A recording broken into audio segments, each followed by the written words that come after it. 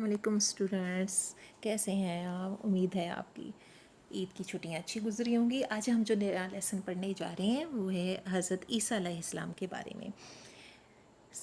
آپ صفحہ number 74 open کریں تو حضرت عیسیٰ علیہ السلام کا تعارف جو ہے وہ ہم پہلے پڑھتے ہیں کہ حضرت عیسیٰ علیہ السلام جو تھے بنی اسرائیل کے آخری نبی تھے۔ آپ علیہ السلام کی والدہ کا نام حضرت مریم تھا،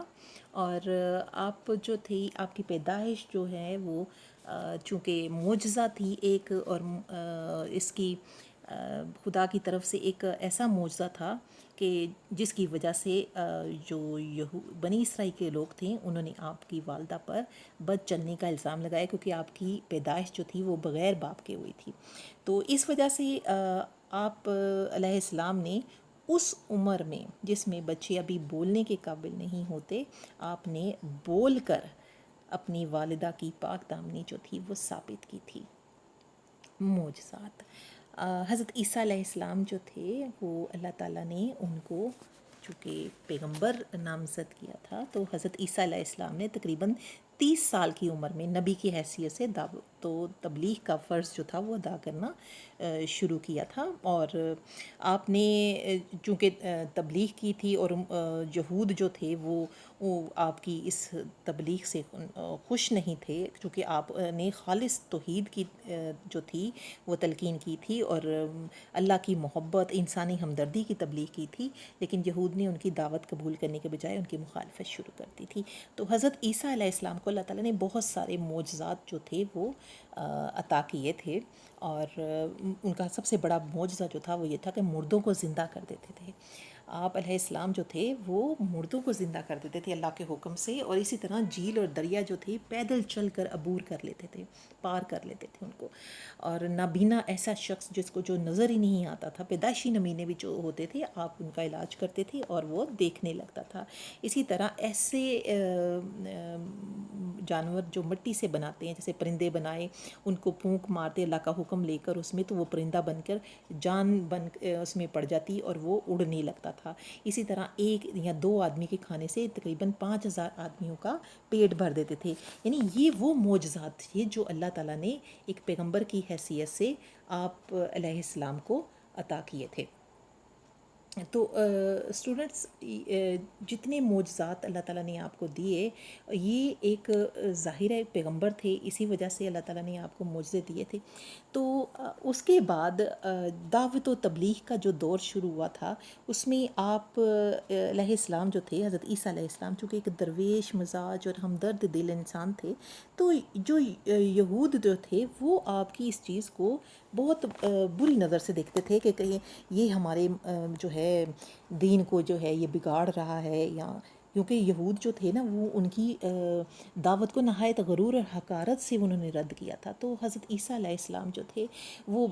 ان سے دل برداشتہ ہو کر آپ نے یروشلم چھوڑا، اور جھیل کے کنارے غریب مچھیروں کی، دھوبیوں کی، مزدوروں کی، چھوٹے لوگ جو تھے نا بیچارے غریب طبقے کے، ان کے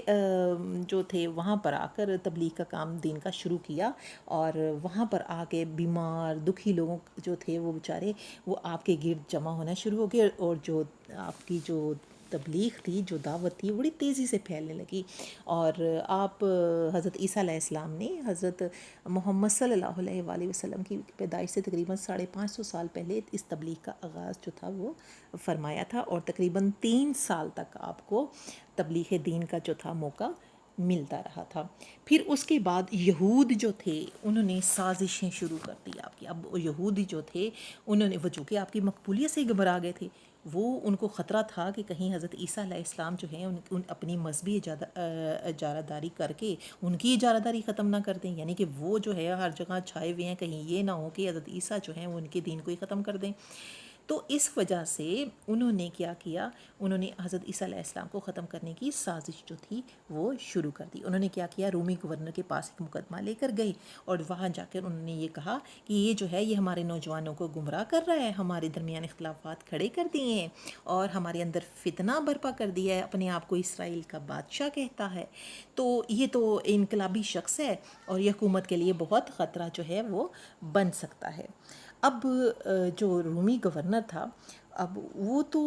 یہودیوں کے مکاری کو سمجھتا تھا، لیکن وہ خود تو کوئی فیصلہ کرنا نہیں چاہتا تھا. اس نے کیا کیا, اس نے یہودی علماء جو تھے اس نے ان کو کہہ دیا کہ آپ تو خود ہی فیصلہ کر لیں, کیونکہ وہ تو ان سے ڈرتا تھا کہ کہیں میرے خلاف ہی نہ ہو جائے. تو انہوں نے کیا کیا, انہوں نے حضرت عیسیٰ علیہ السلام کو سولی پر چڑھانے کا حکم دے دیا.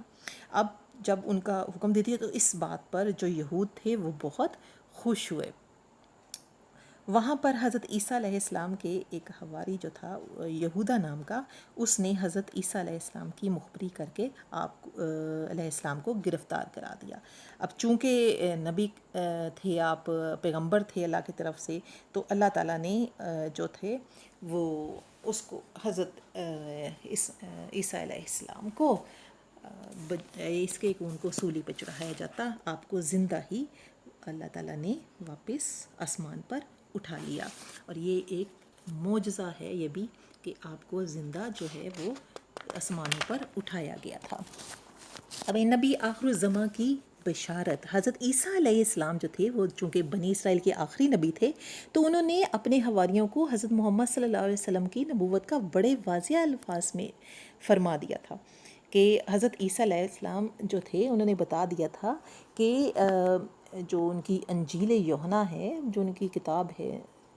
وہاں پر نبی کریم صلی اللہ علیہ وسلم کے متعلق واضح بشارتیں دی گئی ہیں. اس میں بتایا گیا ہے کہ اس میں حضرت محمد صلی اللہ علیہ وسلم کو دنیا کا سردار اور ہمیشہ تک رہنے والا آخری نبی کہا گیا ہے.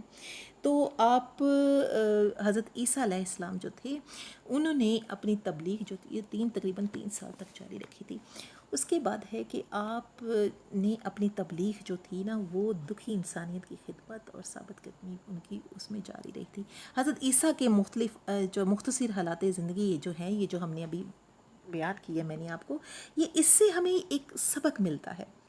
اور وہ سبق یہ ملتا ہے کہ آخرت میں ہم کس طرح سرخ رو اور کامیاب ہو سکتے ہیں, کس طرح ہمیں یہ چیزیں مل سکتی ہیں. تو اس کا یہ ہے کہ انسان کے دل میں بنی نوع انسان کے لیے ہمدردی کا جذبہ ہونا چاہیے. ٹھیک ہے, بنی نوع انسان کا جذبہ ہونا چاہیے, اور انسان کو دکھی انسانیت کی خدمت کرنی چاہیے, حق کا پیغام پھیلانا چاہیے, ثابت قدمی سے سختیوں کا مقابلہ کرنا چاہیے. اس کے نتیجے میں اللہ تعالیٰ انسان کی مدد فرماتا ہے, اور ایسے انسان کو اپنے دنیاوی مقاصد میں کامیابی نصیب ہوتی ہے. اور یہی وہ چیز ہے جو آخرت میں انسان جس سے سرخرو اور کامران ہوتا ہے. تو اسٹوڈنٹس, یہ تھا حضرت عیسیٰ علیہ السلام کے بارے میں تعارف, اور ان کے بارے میں تھوڑا سا جو خلاصہ تھا لیسن کا میں نے آپ کو بیان کر دیا. امید ہے آپ کو بڑا اچھے سے سمجھ آ گیا ہوگا. تو آپ نے اب اس کا جو ہوم ورک کرنا ہے وہ یہ ہے کہ آپ نے اس کے 1 سے لے کر 4 سوال جو ہیں, پہلے 1 2 3 4, یہ آپ نے اپنی کاپی پر اس کے آنسر لکھنے ہیں, اور جو سوال نمبر 5 ہے وہ آپ نے اپنی کتاب پر جو ہے وہ سولو کرنا ہے, اور اس کو مجھے پھر اس کے بعد اپنے گروپ میں سینڈ کرنا ہے. امید ہے آپ اپنا کام بہت اچھے سے کریں گے. بہت شکریہ. نیکسٹ لیکچر تک کے لیے اللہ حافظ.